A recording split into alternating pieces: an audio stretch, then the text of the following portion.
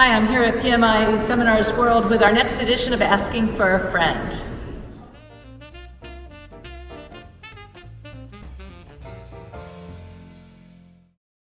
Hi, Karen. I know it's important to do a post-mortem meeting after a major project, but they are often very negative. How can I make it more balanced and meaningful? So first, how about ditching the term post-mortem? Nobody really gets enthusiastic about that. I would even suggest getting all jazzed up for an after-action review doesn't sound all that appealing.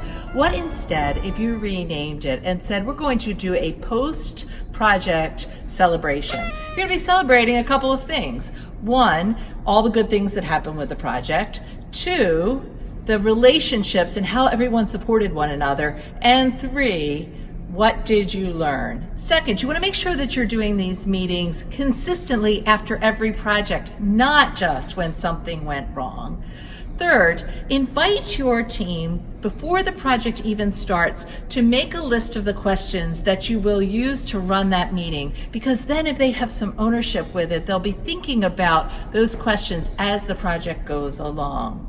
Fourth, make sure that everyone comes to the meeting prepared to answer three questions.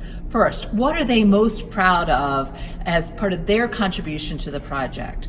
Second, who was helpful to them? How did they collaborate so you can celebrate all of that work together? And third, what was their biggest lesson learned? What would they do differently?